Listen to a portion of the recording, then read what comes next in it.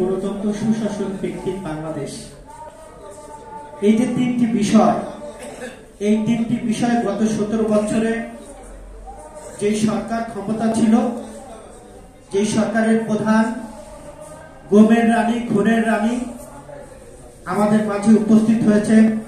আমাদের সকলের প্রিয় বিএনপি চেয়ারপারসন, উপদেষ্টা মণ্ডলীর অন্যতম সদস্য, বীর মুক্তিযোদ্ধা জনাব আব্দুল সালাম ভাই, আমরা সালাম ভাইকে অভিনন্দন জানাই।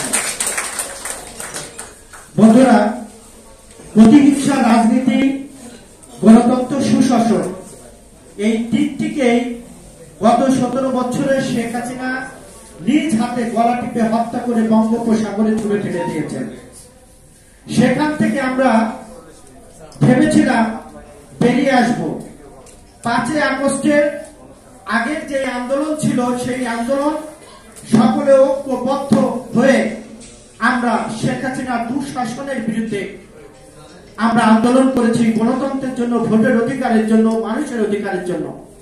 কিন্তু দুঃখ হলো, সত্য কথা, 5 আগস্টের পরে আমরা নতুন করে এই গণতন্ত্র, সুশাসন এবং ভোটের যে অধিকার, এটি নিয়ে আমরা নানান রকম ষড়যন্ত্র দেখছি।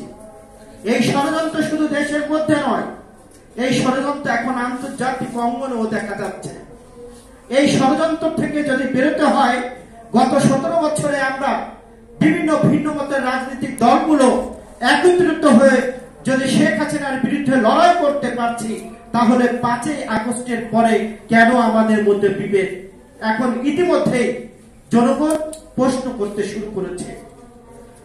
আমাদের মধ্যে যে বিভেদ তৈরি হয়েছে, এই বিভেদ যদি থাকে, তাহলে যে সংকট তৈরি হচ্ছে, সেই সংকট, এই যে আপনি বলেছেন যে গণতন্ত্র, রাজনীতি, সুশাসন, এটা বাংলাদেশের মানুষ থেকে পাবে না। আমরা ভিন্ন মতের থাকতে পারি, কিন্তু আমাদের মত সকলের একটাই, সেটা হলো বাংলাদেশের মানুষের ভোটের অধিকার ফিরিয়ে দেওয়া। ভোটের অধিকার যদি আমরা ফিরিয়ে দিতে পারি, তাহলে গণতন্ত্র থাকবে, তাহলে সুশাসন থাকবে। তা না হলে সুশাসন, গণতন্ত্র, শেখ হাসিনা যেমন গলা টিপে হত্যা করে বঙ্গোপসাগরে ছুঁড়ে ফেলে দিয়েছিল শুধু তার ক্ষমতাকে পাকাপুক্ত করার জন্য, সেই রকম অবস্থাও কিন্তু আমরা এখন ইতিমধ্যে দেখতে পাচ্ছি। গতকালকে আমরা দেখলাম এনসিপির এক নেতা সার্জিদ সাহেব, তিনি বললেন যে স্থানীয় সরকার আগে হতে হবে। কারণটা কি ভাই? জাতীয় নির্বাচনের জন্য এদেশের মানুষ লড়াই করেছে, যুদ্ধ করেছে একটি ভোটের অধিকারের জন্য, কিন্তু আপনি বলছেন স্থানীয় নির্বাচন হতে হবে।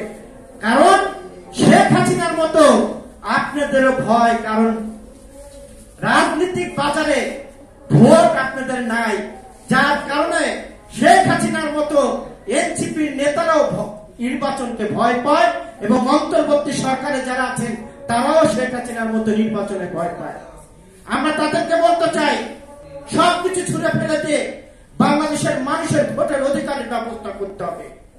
আপনার দল সাজানো গোছানোর জন্য এদেশের জনগণ আপনাদেরকে সময় দিতে চায় না। অন্তর্বর্তী সরকারের নির্দেশনায় আপনারা যে নাটক করছেন বাংলাদেশে, এই নাটক বাংলাদেশের মানুষ দেখতে চায় না। আজকে এদেশের মানুষের একটাই দাবি, সেটা হলো জাতীয় নির্বাচন।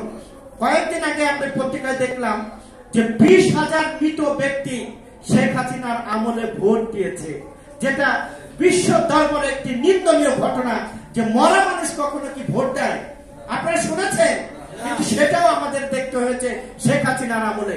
এটাও দেখেছি শেখ হাসিনার সরকার, তারা বলেছে যে আওয়ামী লীগ যতদিন ক্ষমতায় থাকে এই দেশের মানুষের নাকি আয়ুও বাড়ছিল, বলেছিল না?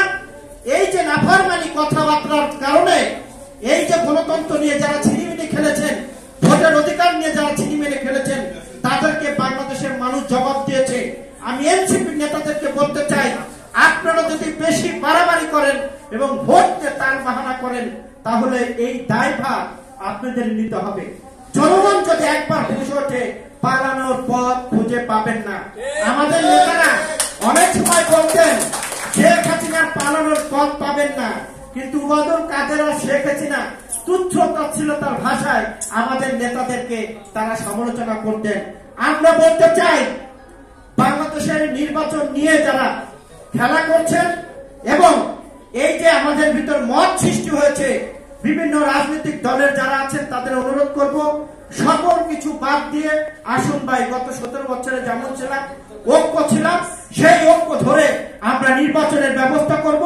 যদি না করতে পারি, অন্তর্বর্তী সরকার এই দুর্বলতাকে কাজে লাগাতে পারে এবং শেখ হাসিনার মতো তারা ক্ষমতায় গিয়ে দীর্ঘস্থায়ী করার প্রচেষ্টা চালাতে পারে।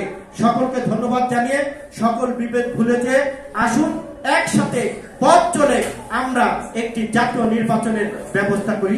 সকলকে ধন্যবাদ। ধন্যবাদ।